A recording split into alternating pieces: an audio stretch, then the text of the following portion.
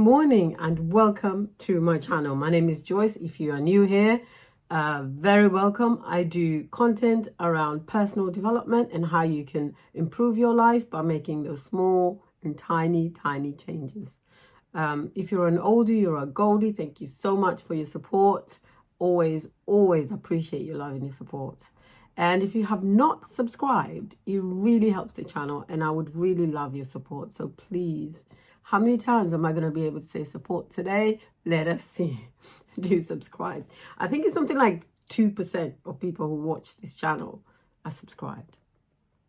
So yes, do subscribe. Today I want to talk about how your environment matters. And I'm particularly thinking about family, about friends, about the people you have around you.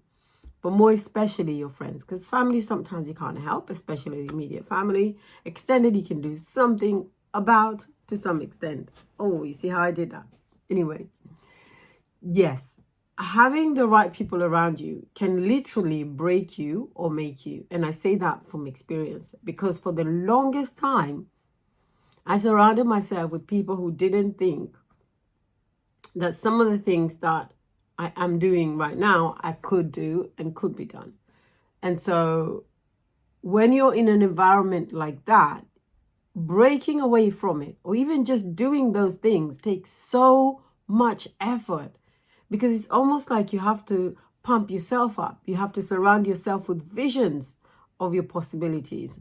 But when you are already in an environment, for example, where people are writers, people are speakers, people are successful business people, people have professional careers, you end up being almost saturated and subconsciously permeated by that vision and that idea of success, so that it's not unnatural for you. You kind of almost feel, yeah, of course I can do this. So and so does it. The other person did it the other day. I went to the other book launch the other day. I heard, Andrew speaking 2 days ago, and Stacey did an incredible job presenting. So when you surround yourself with people like that, you end up actually understanding and knowing that it is almost impossible for you to fail. But when you're in an environment where you're the only person attempting to doing what you're doing, or doing what you're doing, it is harder, so much harder, I believe, to succeed because your mind's eye can see it, but your physical eye doesn't see it. And it takes a lot more effort, I feel, to achieve that. I'm reminded of the story of the elephant, and I'm sure you're familiar with it. But if you're not, it goes like this. A circus man decided to tame an elephant for his show. And the way he did it, and if you know what an elephant, if you've been near an elephant, if you've seen one live, it is it's like a mountain. To me anyway. When I saw one, I was like, what the hell is this? It's huge. Everything about it is massive. And even their poo is like that big. Sorry. Probably not very, what shall I say, this elegant of me to say. But anyway, who cares? So massive things. And he decided to tether this elephant. He tied the left, I think it was the left, or was it the right leg, to a tree. Massive tree, possibly an oak tree, no idea.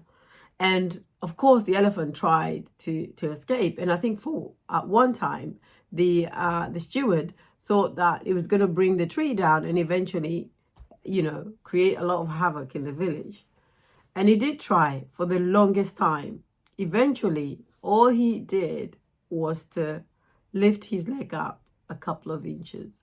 And after a while, the steward thought, oh, actually, I've probably tamed this. I'm going to take the rope off and see what happens. Guess what happened? The elephant never moved. He stayed in that same spot and was under the control of the steward for the rest of his life. And that is what happens when you surround yourself with people who are incapable of achieving more, don't have your best interest, and definitely don't want you to succeed. You have to pull yourself out of that environment, even if it means, for example, attending a meeting every week or every month where you get to hear stories of possibilities from other people. If it means watching on television, if it means reading, and this is why reading is so, so massively important. If you're not a reader, develop that skill, because your mind is the seat of imagination. And if you're not expanding your mind, you are really limiting your potential, especially if you're not naturally in that environment. And even if you are, you always need some boost every so often to remind you of what you're capable of, to remind you of the mountains that you can scale. So I'm going to leave you with that. Maybe I'll try and expand it a bit more on Wednesday. But for today, be aware of who you're surrounding yourself with. And sometimes it's good to ghost people for a while and actually see if they will be in contact with you, because that's one of the best ways to see if people have the best interest. Because if, again, you're doing all the work, what is it for, really? So have an amazing Monday and be careful who you surround yourself with. Take care, and I'll speak to you soon.